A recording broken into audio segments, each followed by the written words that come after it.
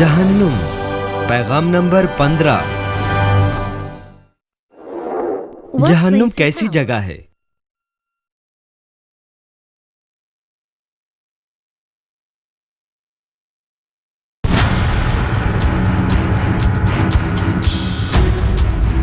उसने आलम अरवाह के दरमियान अजाब में मुब्तला होकर अपनी आंखें उठाईं और अब्राहम को दूर से देखा और उसकी गोद में लाजर को, और उसने पुकार कर कहा, ऐ बाप अब्राहम, मुझ पर रहम करके लाजर को भेज कि अपनी उंगली का सिरा पानी में भिगोकर मेरी जबान तर करे, क्योंकि मैं इस आग में तड़पता हूं।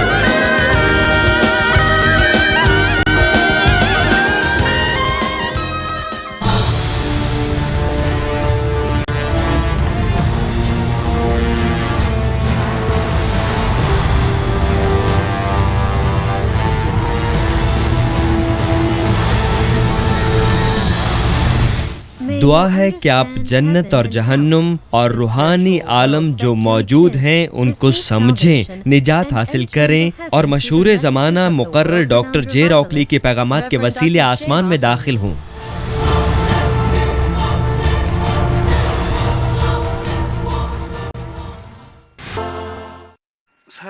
अजीज भाइयों और बहनों और जीसीन और मानमिन टीवी के तमाम नाजरीन, गुज़श्ता इजलास में मैंने आपको उस रूह के बारे बताया जो जन्नत और जहन्नुम के चौराहे पर खड़ी होगी। इस रूह ने बराह रास्त आलम अरवाह की पोशीदा चीज़ों को देखा और सुना था। उसने खुदादाद नेमतों के साथ बहुत से फराज निभाए थे, लेकिन उसने अपने दिल का खतना नहीं किया था और इसने उसके गुरूर को ऊंचा कर दिया था। उसने अपनी ख्वाहिश के पीछे चलते हुए गुनाह किए। उसने बहुत दफा खुदा की नाफरमानी की और आखिर रूहुल कुद्स के खिलाफ खड़ी हो गई। कोई बात नहीं कि आप कितने अरसे से मसीही हो चुके हों, अगर आप अपने दिल का खतना नहीं करते तो आपको अंदाजा नहीं कि आप शैतान का शिकार हो जाएंगे। पौलुस रसूल कहता है, जो सोचता है कि वो खड़ा है उसका ख्याल रखो कि वो नहीं गिरता। आपको अपने दिल का खतना करना चाहिए। अगर आप अपने दिल का खतना कर लें तो आप पाक हो जाएंगे और आप रूह और पूरे रूह की गहराई में चले जाएंगे और आप शैतान का शिकार नहीं हो सकते। एक ईमानी जिंदगी गुजारना ही अपने दिल का खतना करना है, क्योंकि जो अपने दिल का खतना नहीं करते, जब उनका अपना फायदा नजर आता है तो उनके दिल की बदी बाहर आ जाती है और इस नुक्ते से हर किस्म के मसाइल उसके सामने जाहिर होने शुरू हो जाते हैं।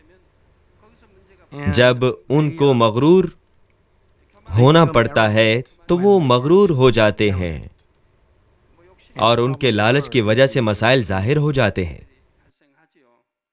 फर्ज किया आप बहुत गरीब थे, आप ये चीज या वो चीज खरीदना चाहते थे, आप अच्छे कपड़े और अच्छा फर्नीचर वगैरह खरीदना चाहते थे, आप अच्छी चीजें हासिल करना चाहते थे, लेकिन गरीब थे और अपनी ख्वाहिशात को पूरा नहीं कर सकते थे। तब फिर आप दौलतमंद हो गए, अब हर चीज पूरी कर सकते हैं। तब आप चीजें लेना शुरू कर देते हैं। पहले जो आप पूरा नहीं कर सकते थे वो चीजें अब आप खरीदना शुरू करते हैं। फिर लालच नशोनुमा पाना शुरू कर देता है। जब आप एक ले लेते हैं तो एक और लेना चाहते हैं और आपका दिल दुनियावी चीजों से भरा हुआ है और इस तरह आप अपना दिल दुनिया के आगे हार जाते हैं। आप अपने दिल और दिमाग को काबू में नहीं कर सकते और आप शैतान का शिकार बन जाते हैं।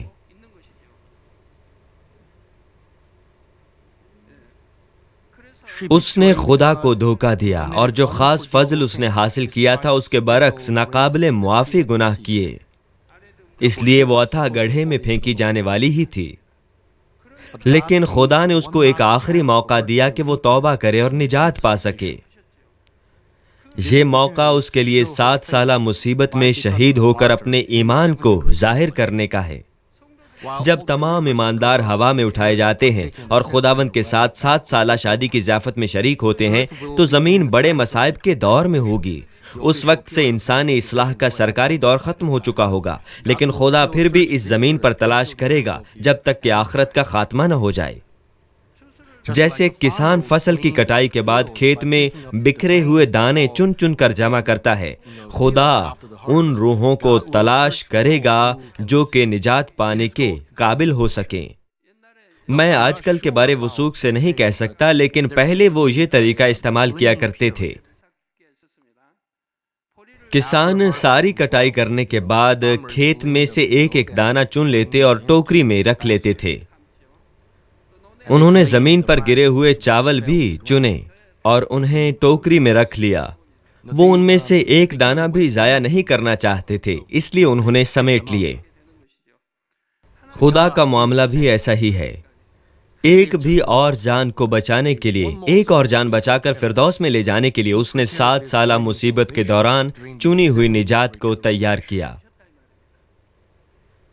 ایک کسان تو 1 یا 2 دانوں کے پاس سے گزر سکتا ہے، لیکن خدا باپ کسی کو بھی نظر انداز نہیں کرتا۔ وہ آخری روح کو بھی بچائے گا اور اس کو آسمان کے گودام میں، آسمان کی بادشاہی میں لے جائے گا۔ اس طرح خدا ایک بھی اور روح کو بچانا چاہتا ہے، لیکن لوگ کیوں خدا کی بدگوئی کرتے اور اسے مسلسل رد کرتے ہیں؟ ان کو معاف کرنے کی کوشش کرنا اور ان کو نجات دینے کے لیے کئی سالوں تک برداشت کرنا، یہ خداوند کی محبت ہے۔ لیکن کچھ لوگ اس محبت کو نہیں جانتے اور کوئی غلطی کرنے کے بعد بھی وہ خدا کی بلاہٹ کا جواب دیتے ہیں۔ نافرمانی کرنے کے بعد بھی وہ خدا پر ہی دوش دیتے ہیں۔ آپ کو ہرگز اس طرح نہیں کرنا چاہیے۔ مجھے امید ہے کہ آپ مضبوطی سے ایمان کی چٹان پر کھڑے ہوں گے تاکہ خدا آپ کے لیے پریشان نہ ہو کہ آپ فصل کی کٹائی کے بعد خالی زمین رہ سکتے ہیں۔ میں خداوند کے نام میں دعا گو ہوں کہ آپ لا تبدیل روحانی ایمان رکھیں۔ مسیح میں عزیز بہنوں اور بھائیوں، یہ روح جو جنت اور جہنم کے چوراہے پر کھڑی ہے دوسرے لوگوں کی طرح ہی رہے گی، لیکن جب وہ سنتی ہے کہ وجد واقع ہو گیا ہے تو وہ ہوش میں آ جائے گی جیسے وہ خواب سے جاگی ہو، کیونکہ پہلے اس نے خدا کا بہت سا کلام سنا تھا۔ وہ خداوند کے ہوا میں آنے اور 7 سالہ مصیبت کے بارے میں اچھی طرح جانتی ہے۔ وہ اچھی طرح جانتی ہے کہ اس کی نجات کا واحد راستہ صرف شہادت ہے۔ اب وہ اپنے ماضی کے گناہوں سے توبہ کرے گی اور جس چرچ میں وہ جایا کرتی تھی اس کے جو ممبرز اوپر نہیں اٹھائے گئے تھے ان کے ساتھ مل جائے گی۔ وہ خدا کی پرستش کرتے ہیں اور شہادت کی تیاری کے لیے دعا کرتے ہیں۔ جب وقت آتا ہے وہ حیوان کی چھاپ کی مزاحمت کرے گی اور وہ مخالف مسیح کے لوگوں کے تشدد کا نشانہ بنے گی۔ مخالف مسیح کے لوگ جو شیطان کے بہکاوے میں ہیں وہ اسے دردناک اور بہیمانہ طریقے سے اذیت دیں گے۔ مثال کے طور پر وہ اس کے سر سے پاؤں تک آہستہ آہستہ اس کی کھال ادھیڑیں گے۔ خدا نے فرمایا وہ اس کے پاؤں سے اس کی کھال اتارنا شروع کریں گے۔ وہ گرم لوہے سے بھی اس کے جسم کو داغیں گے اور اس کے جسم کے انتہائی نازک حصے بھی ان سے نہیں بچیں گے۔ وہ اس کے ان حصوں کو داغیں گے جہاں زیادہ تکلیف ہو اور جہاں اس کی زیادہ تذلیل ہو۔ وہ اس کو ایک ہی بار زیادہ اذیت نہیں دیں گے اور وقت مقرر ہونے، دورانیہ طے ہونے اور مسلسل اذیت پانے سے ممکنہ زیادہ دیر تک وہ شدید تکلیف محسوس کرنے لگے گی۔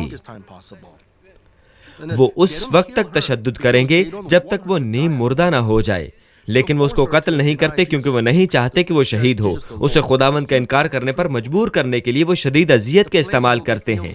وہ جگہ چیخ و پکار اور جلتے ہوئے بدنوں کی بدبو سے بھر جائے گی۔ کھال پھٹ جانے کی وجہ سے سارا جسم خون میں لت پت ہو جائے گا۔ اس کے چہرے سے خون کے قطرے گریں گے اور یہ موت کی نیلگوں سیاہ رنگ کی قوت سے بھر جائے گا۔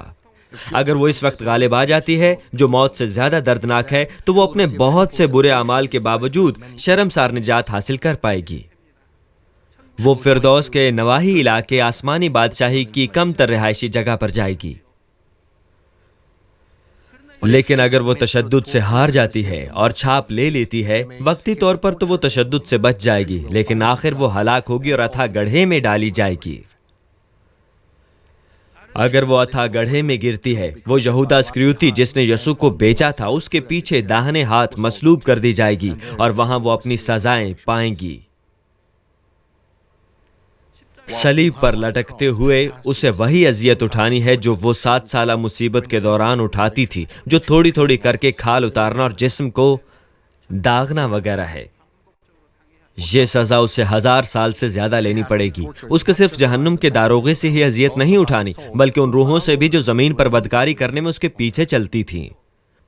ان کا غصہ جو ان کو ملنے والی سزاؤں کی درد سے آتا ہے، وہ اس روح پر برس پڑے گا۔ 1000 سالہ دور کے دوران وہ اسی طرح مسلسل اذیت میں رہے گی اور آخری عدالت کے بعد وہ جہنم کی جلتی ہوئی آگ اور گندھک میں ڈالے جائے گی۔ کوئی بات نہیں، 7 سالہ بڑی مصیبت کے دوران اذیتیں کتنی ظالمانہ ہیں، پھر بھی وہ غالب آئیں تو نجات پا سکتے ہیں، پھر وہ آسمان پر آرام پا سکتے ہیں۔ خدا گرم جوشی سے چاہتا ہے کہ اس روح سمیت جو 7 سالہ مصیبت میں پڑیں گے وہ نجات پائیں، اگرچہ اس کا مطلب شہادت ہے۔ وہ ان کا دھیان تب تک رکھے گا جب تک یہ بے چینی اور پریشانی محسوس کرتے ہوئے شہید نہ ہو جائیں۔ بے شک وہ یہ چاہتا ہے کہ ایک بھی جان 7 سالہ مصیبت میں نہ پڑے، اس لیے ہمیں گرم جوشی سے انجیل کی منادی کرنی ہے۔ دوسرا پطرس 3 باب کی 10ویں آیت کہتی ہے، لیکن خداوند کا دن چور کی طرح آ جائے گا۔ جو خداوند پر ایمان نہیں رکھتے وہ خداوند کی اچانک آمد اور غیر متوقع واقعے کا تجربہ کریں گے۔ ان کا بھی یہی حال ہوگا جو کہتے ہیں کہ خدا پر ایمان رکھتے ہیں لیکن روحانی طور پر بیدار اور باخبر نہیں، جو پوری طرح تیار نہیں ہوں گے اور 7 سالہ مصیبت میں جا پڑیں گے۔ ان پر کیسی دہشت چھا جائے گی۔ تاہم اگر وہ اس مصیبت کے بارے سن چکے تھے تو کم از کم وہ اس سے واقف ہوں گے کہ اب بھی وہ کس طرح نجات پا سکتے ہیں۔ جب ہم انجیل کو پھیلاتے ہیں تو یہی وجہ ہے کہ ہمیں ان کو ان چیزوں کے بارے کیوں بتانا ہے جو دنیا کے آخر کی طرف ہوں۔ ہمیں انجیل کی منادی کرنی چاہیے تاکہ وہ چنی ہوئی نجات کے وسیلے نجات پا سکیں۔ اکثر اوقات میرا دل جلتا ہے۔ ان کے والدین سخت بیمار ہو گئے اور وہ مر رہے تھے۔ پھر وہ میرے پاس آتے اور کہتے ہیں، سینئر پاسٹر برائے مہربانی میرے باپ یا میرے بھائی کے لیے دعا کیجیے تاکہ کم از کم وہ نجات تو پا سکے۔ میرا بھائی مجھے ستاتا اور خداوند پر ایمان نہیں رکھتا تھا، برائے مہربانی کم از کم اسے نجات تو دلوا دیجیے۔ اس طرح کے بہت سے لوگ ہیں۔ کیا وہ نہیں جانتے تھے کہ اس طرح ہوگا؟ انہوں نے انجیل کی منادی کیوں نہ کی، حالانکہ وہ جانتے تھے کہ کسی نہ کسی دن تو ان کو مرنا ہے۔ میں ان سے پوچھتا ہوں کہ انہوں نے اس کو انجیل کیوں نہ سنائی؟ پھر وہ کہتے ہیں کہ وہ ڈرتے تھے۔ یہ ان کے ماں باپ، بھائیوں یا بہنوں کو بچانا ہے۔ وہ ستائے جانے سے کیوں ڈرتے تھے؟ انجیل کی منادی کرنے سے ان کے والدین یا خاندان نجات پا سکتے تھے، لیکن وہ ڈرتے تھے، وہ ڈرا کرتے تھے۔ اگر وہ صرف نجات پا سکتے تو ڈرنے کی کیا بات تھی؟ کیا تھا جس سے وہ ڈر رہے تھے؟ اگر ان کا خاندان جہنم میں نہ پڑتا تو ان کو کتنا شکر گزار ہونا چاہیے تھا۔ انہیں اپنے خاندان کو انجیل کی منادی کرتے ہوئے ان کو نجات تک لے جانا چاہیے تھا، لیکن وہ ستائے جانے سے ڈرتے تھے اور انہوں نے انجیل کی منادی نہ کی۔ پھر ان کا خاندان ہلاک ہونے کو تھا۔ ان کو ان کی نجات کے لیے دعا کرنی ہے۔ وہ مجھے یہ کرنے کو کیوں کہتے ہیں؟ میرا دل ان لوگوں کے لیے جل رہا ہے۔ آپ کو اس طرح نہیں کرنا چاہیے۔ جب آپ کا خاندان صحت مند ہے، آپ کو گرم جوشی سے انجیل سنانی چاہیے اور اپنے خاندان کو نجات دلوانی چاہیے۔ اس کے بارے بولنا کوئی آسان کام نہیں ہے، لیکن یقیناً بہت سی اچھی روحیں ہوں گی جو خداوند کو قبول کریں گی۔ اگر وہ وقتی طور پر انجیل کو قبول نہیں بھی کرتے، جو کچھ انہوں نے سنا اگر وہ اس کو حقیقت میں واقع ہوتے ہوئے دیکھ لیتے ہیں تو پھر وہ اس وقت خداوند کو قبول کر سکتے ہیں۔ لیکن ہمیں ان چیزوں کے بارے غیر امتیازی طور پر بولنے سے انہیں ڈرانا نہیں چاہیے۔ جب ہم ان چیزوں کے بارے منادی کریں تو ہمیں خاص حکمت حاصل کرنی ہے۔ مثال کے طور پر اگر ہم اپنے اعمال کے ذریعے لوگوں کو اپنے اعتماد میں لیں تو جب ہم ان کو انجیل سناتے ہیں ان کے لیے اپنے دماغوں کو کھولنا قدرے آسان ہوگا۔ مجھے امید ہے کہ آپ ہر جگہ خداوند کی خوشبو باہر نکالیں گے اور اپنے خاندان کے ممبرز، رشتہ داروں اور ہمسایوں کی رہنمائی آسمان کی طرف کریں گے۔ یہاں میں اتھا گڑھے کے ساتھ ختم کروں گا اور اب میں جہنم کے بارے گفتگو کروں گا۔ اتھا گڑھا جہنم سے تعلق رکھتا ہے، لیکن سختی کے لحاظ سے یہ جہنم سے قدرے مختلف ہے۔ صحیح معنوں میں وہاں جہنم ہے اور وہاں اتھا گڑھا ہے۔ عام طور پر لوگ اتھا گڑھے کو جہنم میں شامل کر دیتے ہیں، لیکن آپ کو معلوم ہونا چاہیے کہ وہ فرق ہیں، مگر وہ دونوں ایک ہی جگہ پر واقع ہیں۔ اتھا گڑھا ان لوگوں کے لیے انتظار گاہ ہے جو نجات یافتہ نہیں ہیں، جہاں وہ اس وقت تک سزا پاتے ہیں جب آخری عدالت کے ذریعے جہنم میں نہیں ڈالے جاتے۔ اصل سزا تب شروع ہوتی ہے جب وہ آگ اور گندھک کی جھیل میں ڈالے جاتے ہیں۔ آگ اور گندھک کی اس جہنم میں پڑنے سے پہلے آئیے ہم مختصراً نظر ڈالیں کہ 7 سالہ مصیبت سے آخری عدالت تک کیا کیا ظاہر ہوگا۔ مصیبت کا وقت ختم ہونے کے بعد زمین پر 1000 سالہ بادشاہی آئے گی۔ ہم جو نجات یافتہ ہوں گے 7 سالہ مصیبت کے دوران 7 سالہ شادی کی ضیافت میں خوشی منائیں گے، لیکن زمین پر لوگ تکلیف اٹھائیں گے۔ 7 سالہ مصیبت کے ختم ہونے کے بعد شادی کی ضیافت رک جائے گی اور بے شمار نجات یافتہ روحیں زمین پر اتر آئیں گی۔ شادی کی ضیافت کے بعد خداوند خدا کے نجات یافتہ فرزندوں کے ساتھ زمین پر آ جائے گا۔ بدکار روحیں جہنم کے انتہائی گہرے گڑھے میں بند کر دی جائیں گی۔ تمام بدکار روحیں، حتیٰ کہ وہ جو زمین پر کام کرتے تھے، سب لوسیفر اور 4 حیوانوں اور ان کے خادموں کے ساتھ اکٹھے اتھا گڑھے میں باندھ دیے جائیں گے۔ جو نجات یافتہ ہیں وہ پھر سے خداوند کے ساتھ بادشاہوں کی طرح زمین پر رہیں گے۔ آپ بادشاہ ہوں گے۔ اب آپ صرف ایک عام آدمی اور عام شہری ہیں، لیکن اس وقت آپ ایک بادشاہ ہوں گے۔ اس وقت 7 سالہ مصیبت میں زندہ بچے ہوئے لوگ ہوں گے اور وہ دیر تک روحانی لوگوں کے ساتھ رہیں گے، لیکن یہ لوگ بادشاہوں کی طرح حکمران نہیں ہوں گے۔ روحانی لوگ ان پر حکمرانی کریں گے۔ 1000 سالہ بادشاہی میں زمین پر بدکار روحیں نہیں ہوں گی، زمین پاک ہوگی اور بحال ہو جائے گی۔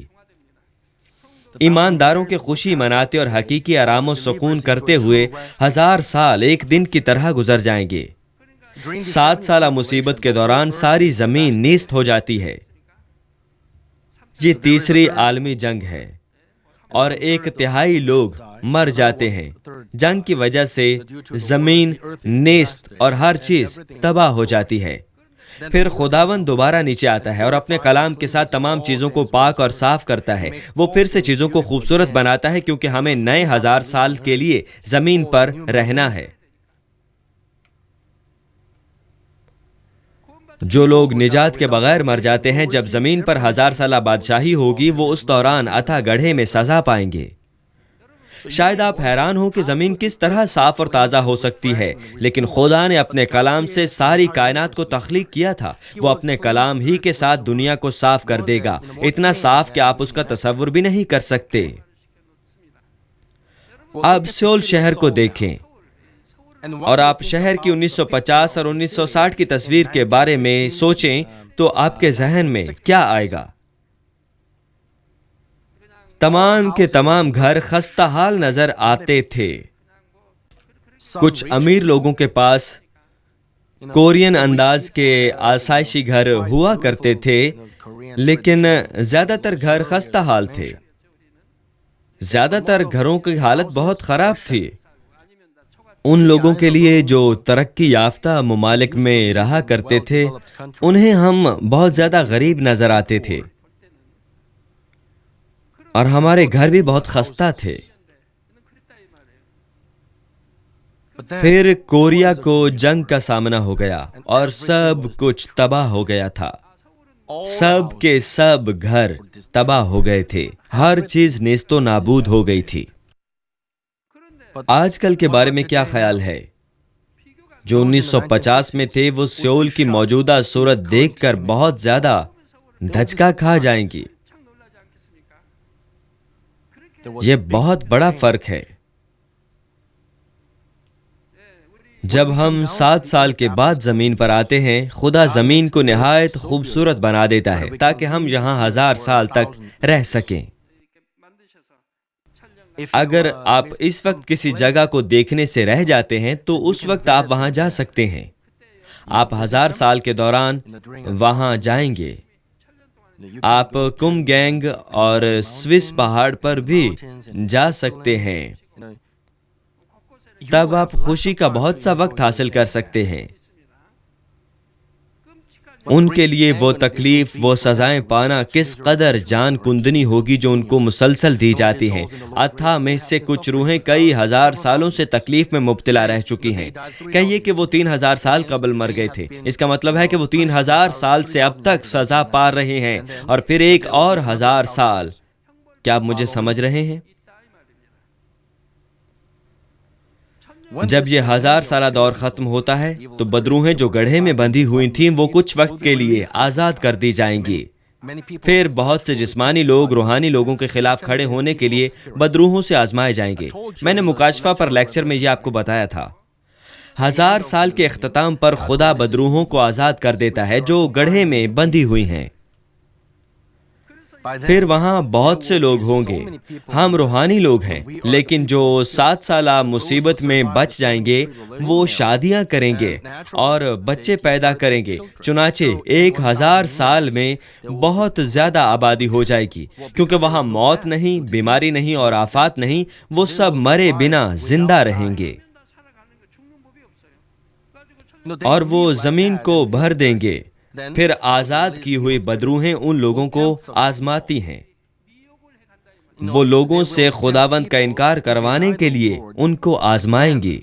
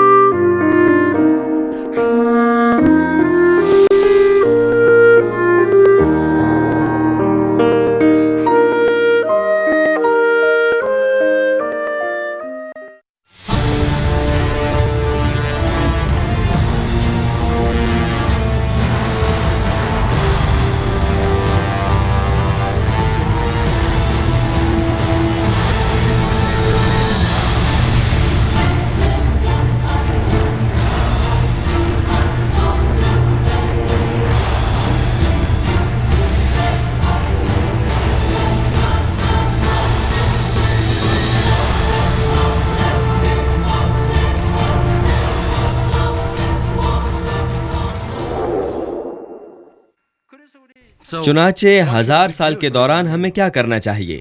ہمیں چاہیے کہ ان جسمانی لوگوں کو انجیل کی منادی کریں تاکہ وہ آزمائے نہ جا سکیں. ہم جانتے ہیں کہ بدروحیں ان لوگوں کو آزمائیں گی اور اس لیے ہمیں آزمائش میں نہ پڑنے کے لیے انجیل کی منادی کرنی چاہیے. لیکن بائبل مقدس فرماتی ہے کہ جب بدروحیں آزاد کی جائیں گی آپ کے گرم جوشی سے انجیل کی منادی کرنے کے باوجود بے شمار لوگ آزمائے جائیں گے اور ہلاکت میں پڑیں گے. لوگ اس طرح بدل سکتے ہیں. آدم اور ہوا بہت دیر تک باغ عدن میں رہے تھے لیکن وہ سانپ کے ذریعے آزمائے گئے اور تباہی کی راہ پر چلے گئے.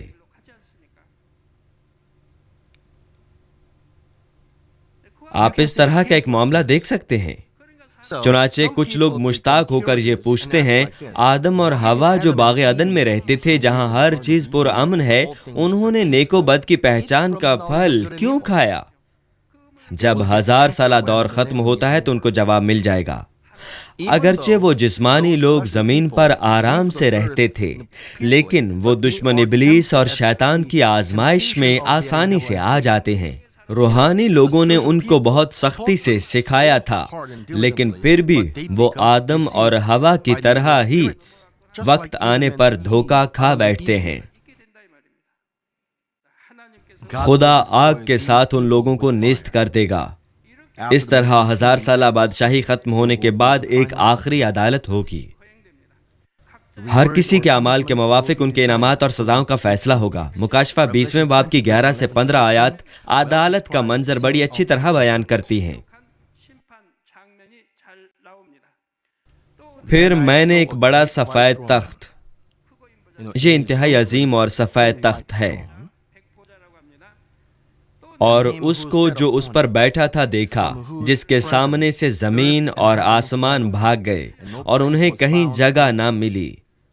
پھر میں نے چھوٹے بڑے سب مردوں کو اس تخت کے سامنے کھڑے ہوئے دیکھا، اور کتابیں کھولی گئیں۔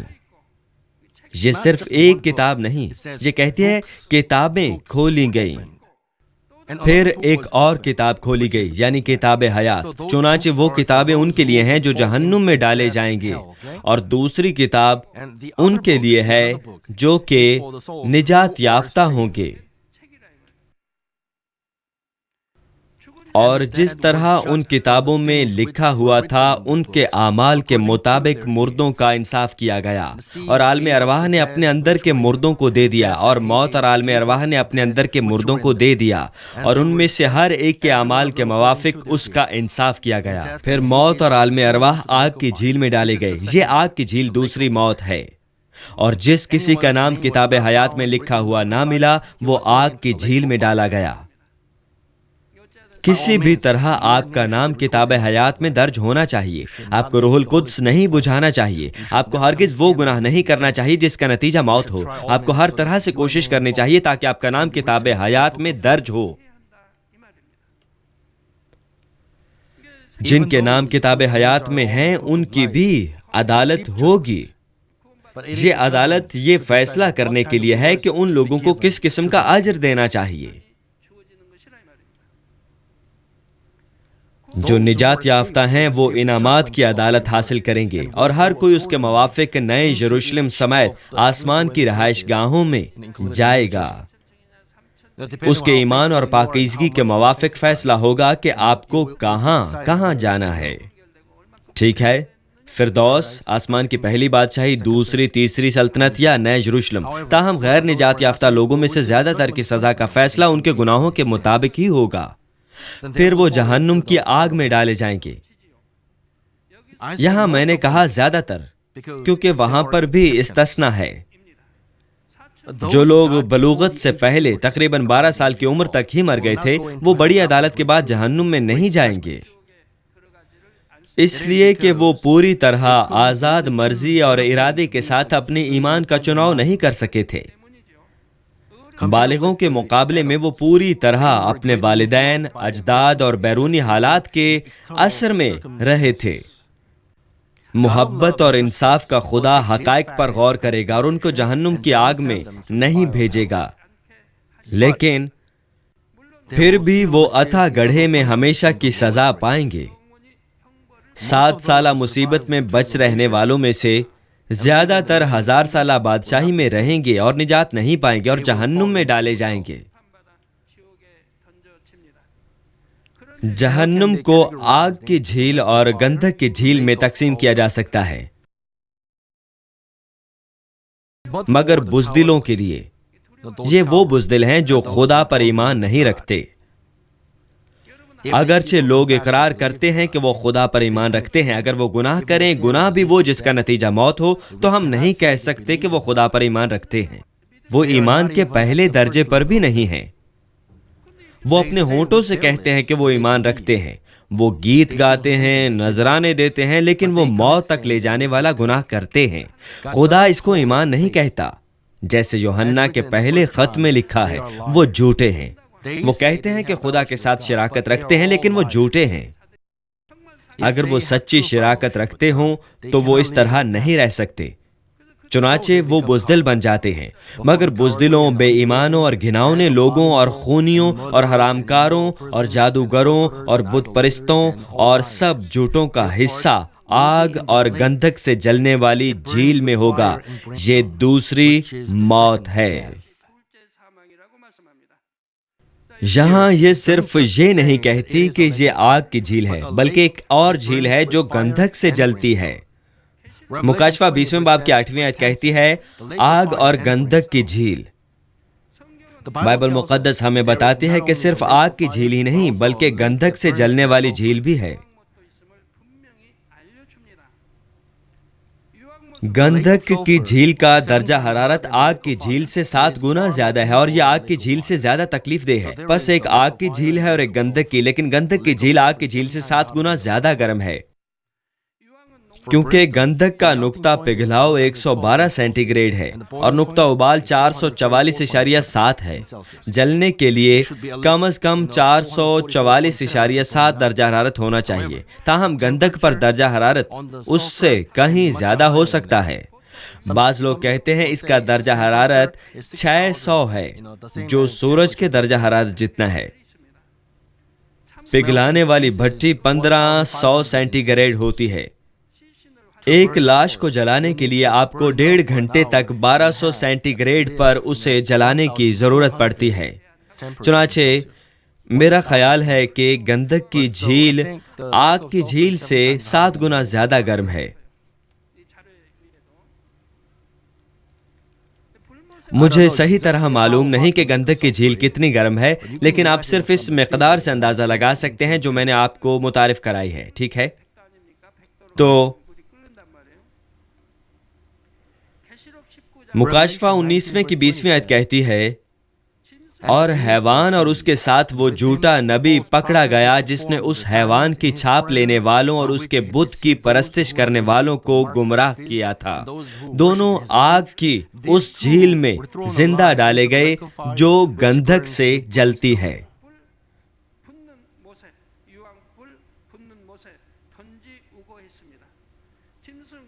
حیوان یعنی مخالف مسیح اور جھوٹا نبی 7 سالہ مصیبت کے دوران بہت سے لوگوں کو گمراہ کر دیں گے اور ان کو ہلاکت میں لے جائیں گے، کیونکہ اس کا گناہ بہت بڑا ہے، وہ زندہ جہنم میں ڈالا جائے گا۔ ایسے لوگ اس جھیل میں ڈالے جائیں گے جو گندھک سے جلتی ہے، جو کہ گندھک کی جھیل ہے۔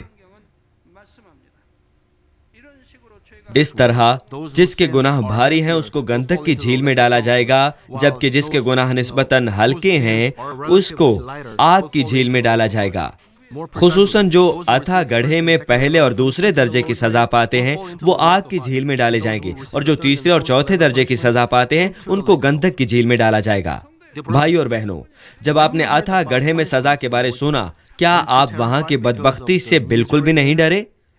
آپ میں سے بعض درد مندی کے ساتھ سزا پانے والوں پر آنسو بھی بہاتے ہیں۔ میں نے زیادہ تفصیل سے بیان نہیں کیا تھا۔ کچھ لوگ نہایت خوف زدہ نظر آتے ہیں۔ جو خدا کے کلام کے ساتھ نہیں رہتے وہ بہت ڈر جاتے ہیں۔ میں تمام چیزوں کو زیادہ تفصیل سے نہیں بیان کر سکتا۔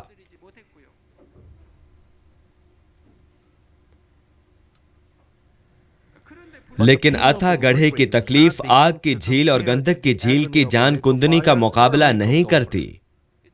میں نے اتھا گڑھے کی تکلیف کی وضاحت کی تھی، لیکن آگ اور گندھک کی جھیلوں میں اس سے کہیں زیادہ تکلیف پائی جاتی ہے۔ آپ ذرا تصور کیجئے، اپنے آپ کو ساری زندگی گرم کھولتے ہوئے پانی میں رہنے کے بارے تصور کیجئے۔ آپ کس طرح زندہ رہیں گے؟ آپ 1 منٹ بھی زندہ نہیں رہ سکتے، لیکن آپ کو اپنی ساری زندگی جینا ہے۔ اب تصور کریں، آپ کو انتہائی گرم آگ کی جھیل میں زندہ رہنا ہے اور گندھک کی جھیل میں زندہ رہنا ہے جو آگ کی جھیل سے 7 گنا زیادہ گرم ہے۔ آپ کو کسی بھی قسم کا آرام کیے بغیر وہاں زندہ رہنا پڑے گا۔ آپ تکلیف کو کس طرح برداشت کر سکیں گے؟ میں تو تصور بھی نہیں کر سکتا۔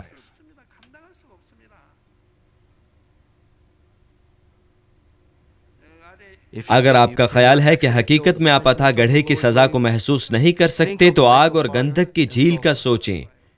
ایک بار میں نے گندھک کو چھوا تھا اور مجھے اچھی طرح سے معلوم ہو گیا کہ یہ کتنی گرم ہوتی ہے۔ جب میں طالب علم تھا میں گھر پر ماچس بنایا کرتا تھا۔ دیہات میں چونکہ یہ مہنگی ہوتی تھی اس لیے ہم خود ہی گھروں میں ماچس بنا لیا کرتے تھے.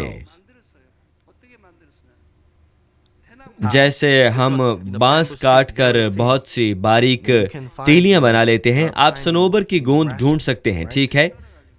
ہم صنوبر کی گوند لیتے اور اسے ایک برتن میں پگھلاتے تھے. ایک بار یہ پگھل جاتی اور ابل جاتی تو ہم بانس کی تیلیاں اس میں ڈال دیتے، پھر گندھک باہر آ جاتی اور ہم اس کو ماچس کے طور پر استعمال کیا کرتے تھے. تو ہم انہیں ماچس کے طور پر استعمال کرتے تھے. یہاں جو بزرگ ہیں انہوں نے اس کا تجربہ کیا ہوگا. ففتھ مینز مشن کے ممبرز، کیا آپ سمجھتے ہیں؟ جب سردی کا موسم ہوتا تو میرا باپ یہ بناتا اور میں ماچس بنانے میں ان کی مدد کیا کرتا تھا. پھر میں نے ایک غلطی کی اور نیچے گر گیا اور میری انگلیاں جل گئیں. یہ اتنی گرم تھی کہ میں نے سوچا کہ میرا دماغ خراب ہو رہا ہے. میں بہت دنوں تک تکلیف میں رہا، اگرچہ یہ 1 سیکنڈ سے بھی کم وقت کے لیے تھا. یہ بہت زیادہ تکلیف دہ تھا. اب آپ کو گندک کی جھیل میں جانے اور ہمیشہ کے لیے تکلیف اٹھانے کا تصور کرنا ہے. کسی بھی طرح نہیں. آپ کو ہرگز ایسا کوئی کام نہیں کرنا چاہیے جو آپ کو جہنم کی طرف لے جائے. اگر یہ معمولی سی تفصیل سے لکھی ہو تو ہم اس تکلیف کو کس طرح سمجھ سکتے ہیں؟ آسمان کے معاملے میں ہم اس کی خوبصورتی کا تصور کریں، لیکن ہم اس کی حقیقی خوبصورتی کو نہیں سمجھ سکتے. ہم نے ابدیت کا تجربہ کبھی نہیں کیا، چنانچہ ہم صرف اس کا اندازہ ہی کر سکتے ہیں. ہم اپنی ساری معلومات استعمال کرتے ہوئے آسمان میں زندگی اور راحت، خوشی، وجد اور خوبصورتی کے احساسات کے ہر تجربے کا تصور کرنے کی کوشش کریں، لیکن اگرچہ ہم بار بار بھی تصور کریں، ہم آسمان کی شاندار زندگی کو ظاہر نہیں کر سکتے. ہم نزدیک بھی نہیں پہنچ سکتے. ایک بار ہم آسمان میں ہر چیز کو حقیقی طور پر دیکھ لیں اور تجربہ کر لیں تو ہم بول سکیں گے اور ہمارے جبڑے فرش پر گر جائیں گے. یہ اس لیے کہ جب ہم جسمانی بدن رکھتے ہوئے روحانی چیزوں کو سمجھنے کی کوشش کرتے ہیں تو بہت سی حدود ہیں. میں آسمان کے بارے بہت اچھی طرح جانتا ہوں اور میں نے آسمان کے بارے کتاب لکھی، لیکن یہ خدا نے مجھے ایک بار بتایا تھا اگر میں آسمان پر آؤں تو میرے بھی جبڑے گر جائیں گے. چونکہ یہ بہت خوبصورت اور شاندار ہے اس لیے میں اس کے بارے میں صحیح طرح سے بول بھی نہیں سکتا. اس نے کہا میرے جبڑے گر جائیں گے. جب ہم نئے یروشلم میں جاتے ہیں وہاں موتیوں کے دروازے ہیں اور دروازے کھلے ہوئے ہیں اور اس لیے ہم اندر دیکھ سکتے ہیں. پھر ہمارے سارے جبڑے خوبصورت آسمان کو دیکھ کر نیچے گر جائیں گے. کیا آپ کو ایسا نہیں لگتا؟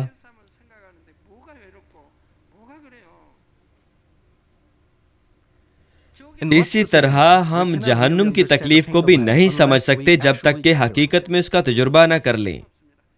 میں نے آپ کو یہ بتانے کی پوری کوشش کی، لیکن جہنم کی تکالیف کا 1,00,000واں حصہ بھی آپ پر واضح یا ظاہر نہیں کیا جا سکتا. اور اگر آپ کا خیال ہے کہ اس تکلیف کا اختتام نہیں ہے بلکہ یہ ابدی ہے، نہایت بے امیدی کے احساس کی ذہنی تکلیف اس تکلیف میں شامل ہو جائے گی. بھائیوں اور بہنوں جو اتھا گڑھے میں ہیں وہ اچھی طرح جانتے ہیں کہ عدالت کے بعد وہ کہاں جائیں گے. کیڑوں سے کاٹے جانے یا جہنم کے داروغوں کے تعاقب کرنے کے دوران وہ آگ اور گندک کی جھیلوں کو دیکھتے ہیں، پھر وہ دم گھٹتا ہوا محسوس کرنے لگتے ہیں. وہ جانتے ہیں کہ جب وہ ان جھیلوں میں جائیں گے تو وہ کس قسم کی تکلیف پائیں گے. موجودہ تکلیف میں اضافہ کرنے سے ان کو ذہنی اذیت بھی ہوتی ہے.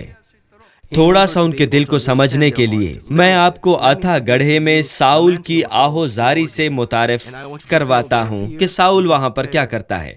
یہ انسان کا بدن کس طرح ہو سکتا ہے؟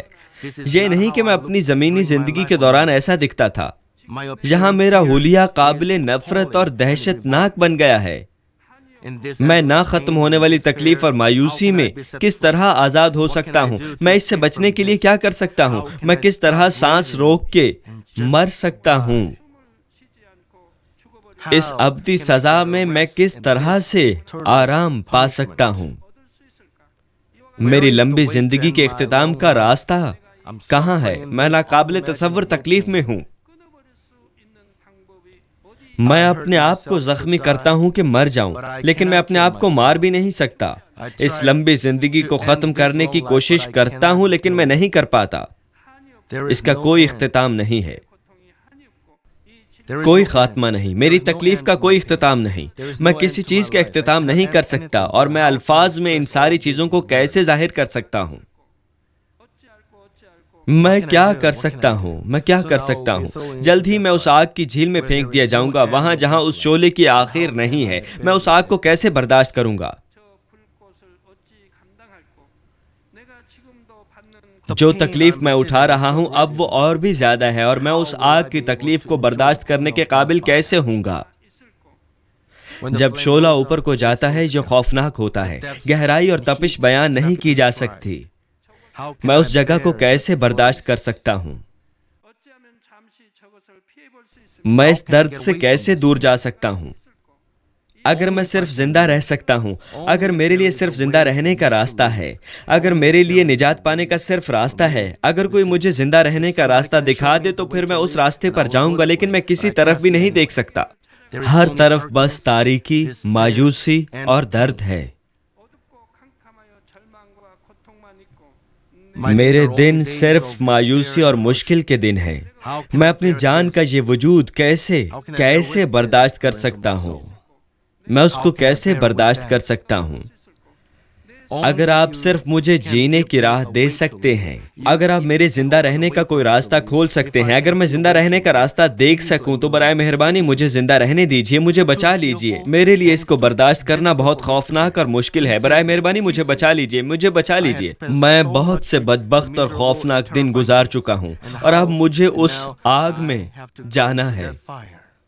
مہربانی سے مجھے دیکھیں اور مجھے بچا لیں، مجھے بچا لیں، مجھ پر رحم کیجیے، مہربانی کر کے مجھے زندہ رہنے دیں۔ اگلے اجلاس میں اس جہنم کے بارے وضاحت جاری رکھوں گا۔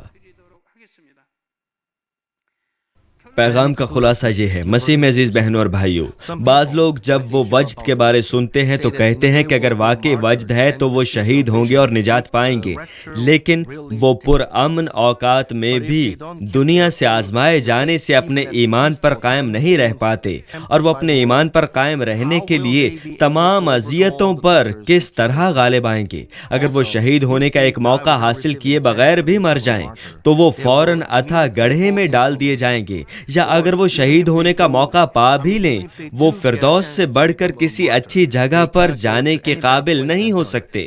یہ روح بھی جس سے میں نے آج آپ کو متعارف کرایا، اگر وہ شہید ہو جاتی ہے وہ فردوس کے نواحی علاقے میں جائے گی جو خدا کے تخت سے بہت زیادہ دور واقع ہے۔ بے شک وہ بہت شکر گزار ہوگی کہ وہ بچ گئی ہے، چنانچہ آسمان میں اس کی خوشی ناقابل اظہار ہوگی۔ لیکن وہ خداوند کو دیکھ نہیں سکتی، وہ خداوند سے بات نہیں کر سکتی، وہ خدا باپ کو نہیں دیکھ سکتی اور اس سے بات بھی نہیں کر سکتی۔ تاہم پھر بھی وہ بہت افسوس کرے گی کہ اگر وہ اپنی بدی کو چھوڑ دیتی اور اپنی ذمہ داری کو پورا کرتی تو جلالی مقام نئے یروشلم میں جا سکتی تھی۔ آپ نئے یروشلم میں جانا چاہتے ہیں تو آپ کو اپنے دل میں سے ہر قسم کی بدی کو نکالنا ہوگا۔ خدا نے نیکی کے 4 درجات واضح کیے ہیں تاکہ آپ سمجھ سکیں کہ آپ کتنے بدکار ہیں۔ آپ نے روح کے 9 پھل، مبارکبادیاں وغیرہ ایسے پیغامات سن رکھے ہیں۔ آپ کو چاہیے کہ اس کا موازنہ اپنے ساتھ کریں اور دیکھیں کہ آپ کتنے بدکار ہیں۔ خدا آپ کو کہتا ہے کہ کبھی بدگوئی نہ کریں اور کبھی الزام تراشی نہ کریں، لیکن آپ میں سے بہت سارے بدگوئی اور الزام تراشی کرتے ہیں۔ وہ کہتا ہے کہ لاف زنی نہ کریں، لیکن آپ نافرمانی کرتے ہیں۔ اس کا مطلب ہے کہ آپ کے اندر بدی ہے۔ وہ آنسوں اور نئے یروشلم کے شوق کے ساتھ رہے گی۔ مجھے امید ہے کہ آپ کو افسوس نہیں ہوگا۔ خداوند یسوع مسیح کے نام میں میری دعا ہے کہ آپ اس اچھائی کے لیے جو آپ کر چکے ہیں اور جو آپ نے برداشت کی ہے اس کے لیے شکر گزاری سے بھر جائیں گے۔ آئیے پیغام پر سوچیں اور مل کر دعا کریں۔ ہیلیلویا خدا باپ، تیرے فضل اور تیری محبت کے لیے تیرا شکر ہو۔ ہمیں برکت دے کہ جو کچھ آج ہم نے سنا وہ ہمارا ایمان اور زندگی بن جائے۔ خدا باپ تیرا شکر ہو، جیسے ہم جہنم کے بارے سیکھتے ہیں تو آسمان اور نئے یروشلم کا سوچنے میں ہماری مدد کر۔ خدا باپ ایمان کی اس دوڑ کو دوڑنے اور خون بہا کے نظریے سے گناہ کے خلاف جد و جہد کرنے کے لیے زیادہ قوت پانے میں ہماری مدد کر۔ خدا باپ تیرا شکر ہو، یہ دور نہیں، آسمان پر جانا کچھ دور نہیں۔ گرم جوشی سے گناہ کے خلاف لڑنے، ان پر غالب آنے اور روح میں اور پورے روح میں آنے کے لیے ہماری مدد کر۔ میں خداوند یسوع مسیح کے نام میں دعا کرتا ہوں، آمین۔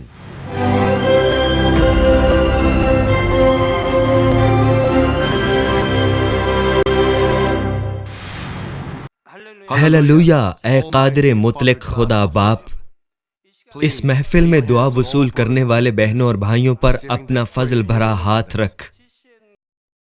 مقامی عبادت گاہوں اور کلیسیائی شاخوں کے ممبران پر اپنا فضل فرما، اور GCN اور مانمن ٹی وی کے تمام ناظرین پر بھی، اور ان پر بھی جو سیٹلائٹ کیبلز اور انٹرنیٹ کے ذریعے اس عبادت میں شریک ہیں۔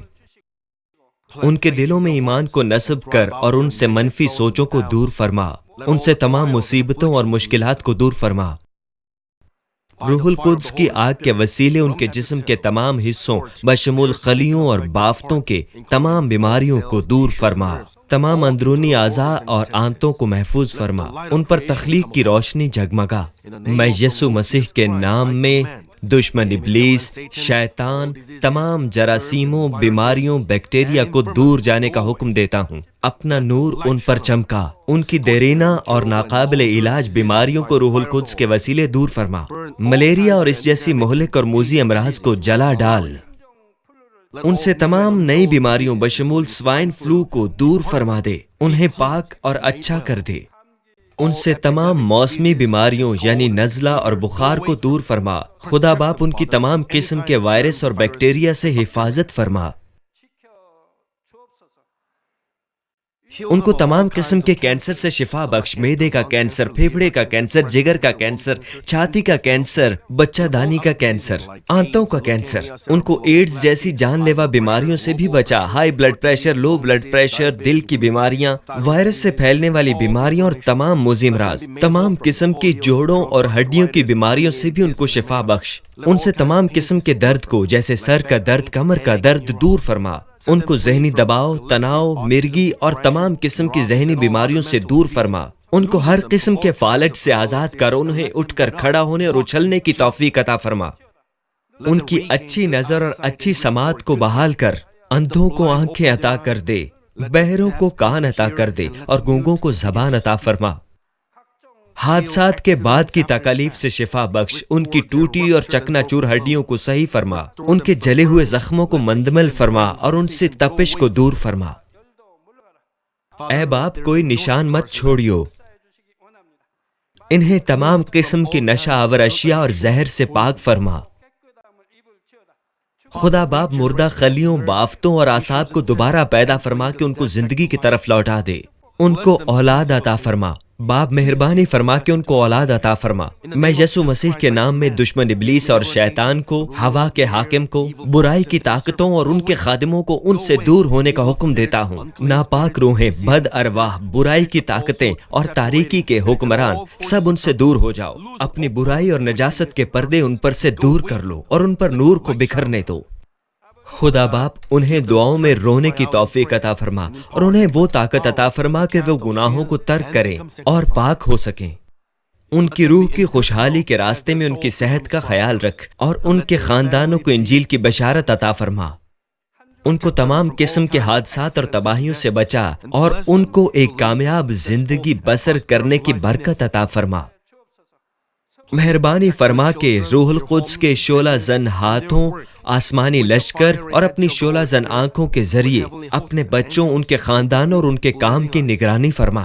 طالب علموں کو دانش مندی عطا فرما اور ان کے دل کو تعلیم کے شوق سے مزین فرما۔ ان کے دلوں کو دنیاوی اور فانی چیزوں سے دور فرما کے سچے خدا کی محبت نصب فرما۔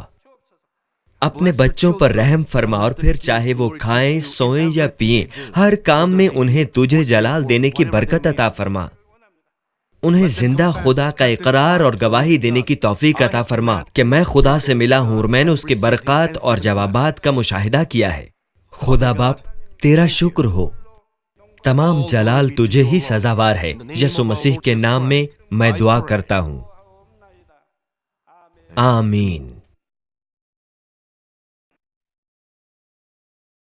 What place is hell?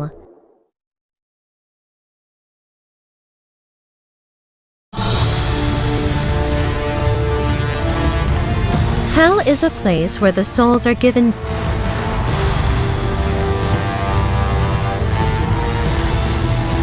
different punishments to different souls.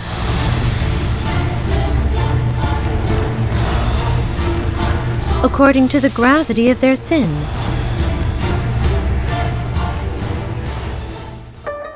May you live to follow only the goodness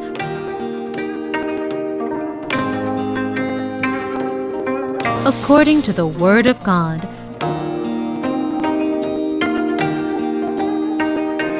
so that you can receive salvation and enter into heaven. May you live a blessed, believing life to be led to heaven through the messages of the world-renowned revivalist, Reverend Dr. J. Rock Lee.